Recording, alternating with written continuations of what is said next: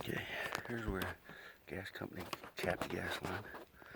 This is where they made a cut, and you see it's all burred up. So we're gonna unscrew this and see what we can get going here.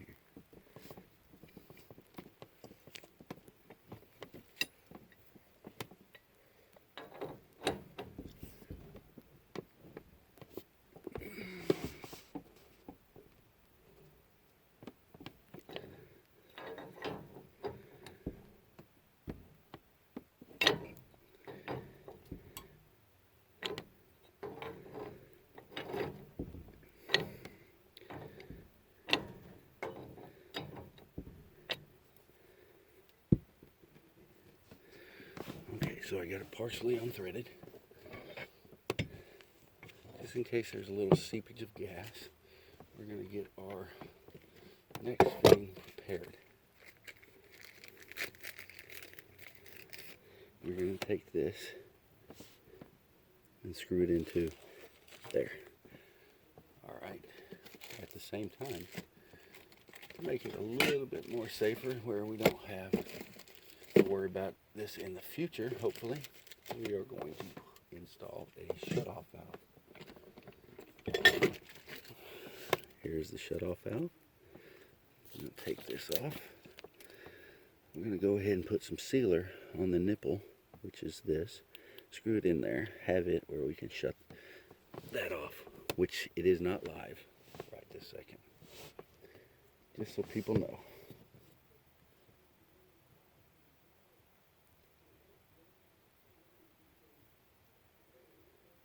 So you take some sealer, run it around on our threads, and we take our shutoff valve and we screw it on.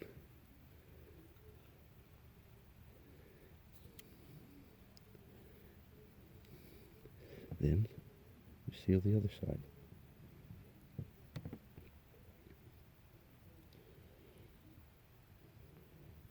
The only reason we're getting prepared is because there is a little bit of gas that's going to be in this line. Excuse me. And we don't want that gas to be all over the place.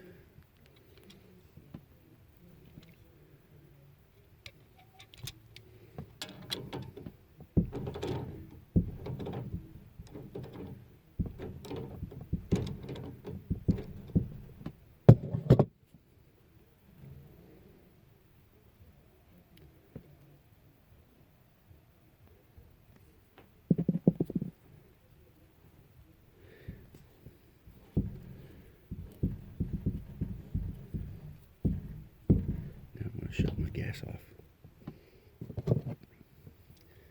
That way any seepage of fumes are not there.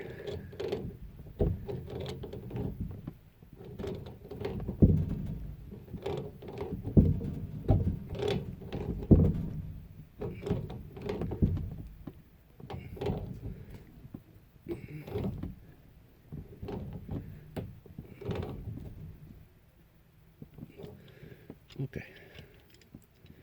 Next step, we're going to put a short nipple in this other side of the valve. So we're going to thread this up, put the thread sealer on, which we call pipe dope in the plumbing industry. Some just say liquid Teflon tape. That works too. Alright, next in place will be a union.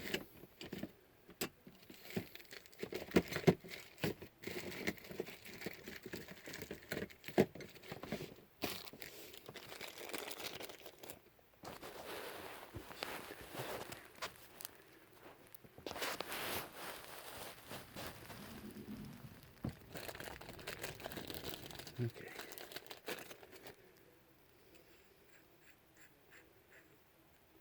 So this is a union. What it does is it has a nut in the center, so you can unscrew it, separate two pieces of pipe to move it and take things apart. Alright, in this case, we have to put it on in order to know where to cut the piece of pipe that the gas company cut off.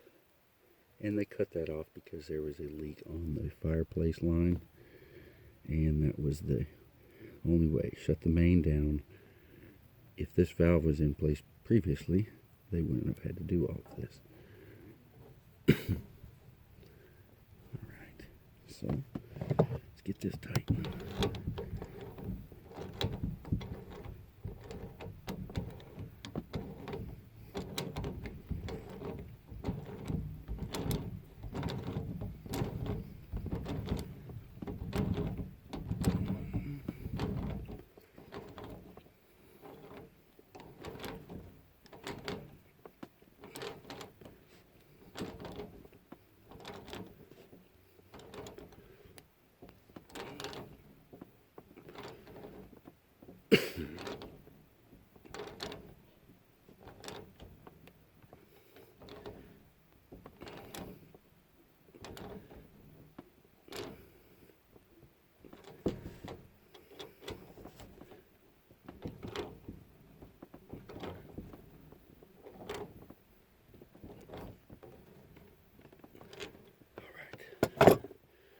Now, make sure that's slightly snug. Alright, back to this piece of pipe that we have here. Alright, we know it's going to thread up into the inside here. So we need to come to about 1/2 inch, knowing that this is the size 1/2 inch, up into the, where it would go threaded into this portion. Alright, next I have to cut this.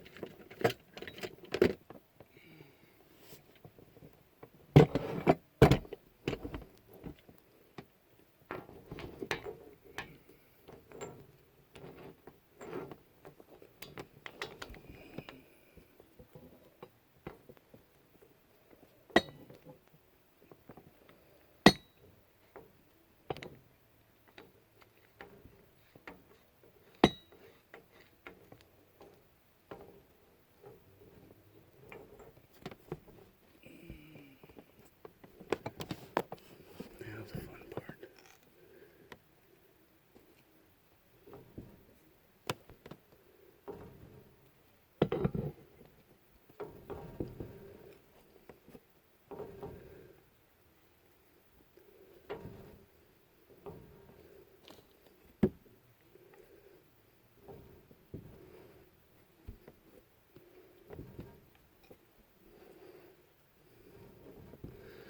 Some people will ask why you just don't use a Sawzall and cut it. Well, I want it to be as straight as I can get it.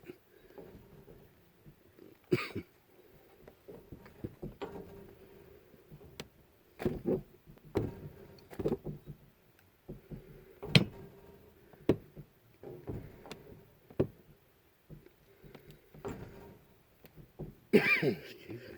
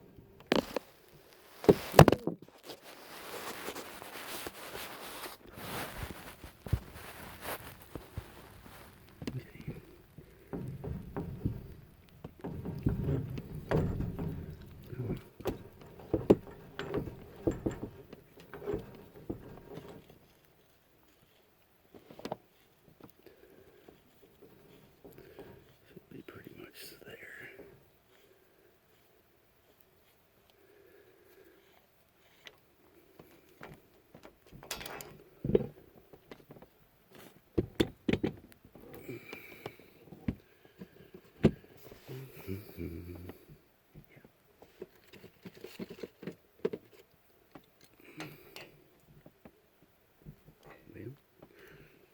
maybe.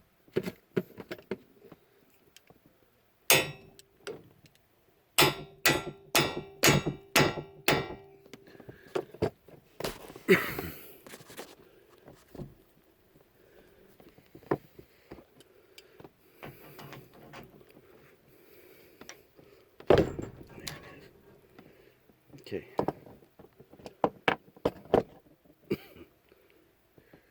The side that they cut, all burred up, chewed up. My side is a straight across side. As you can see on the inside, that really won't affect anything because new threads are going to be on the outside. So you clean the outside edge. Try to what's called deburr it. So what I do, take bare channel locks, just a slight spin around. Try to knock off the ridge.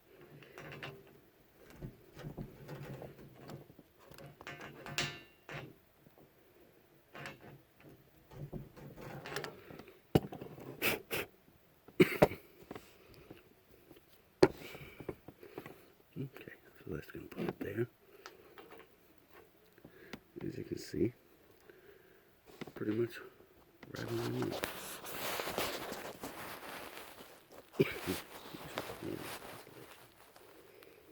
Alright, so I have it right in there. You have a slight pull, so if it does have to go up, it can.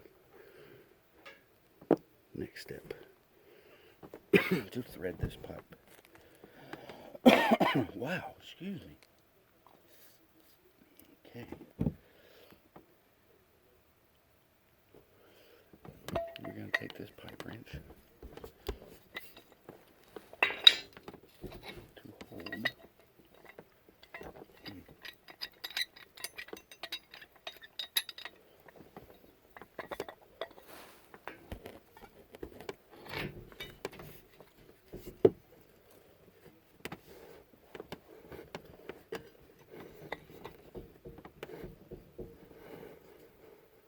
Stay. Alright.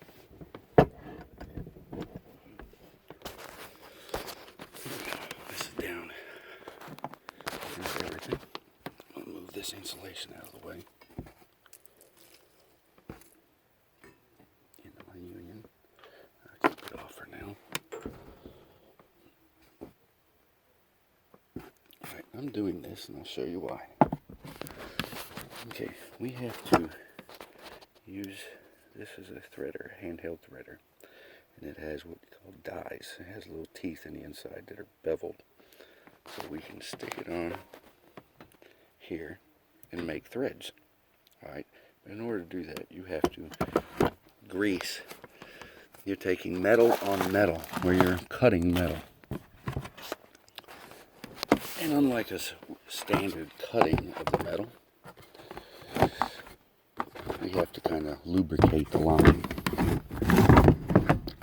And I put this tray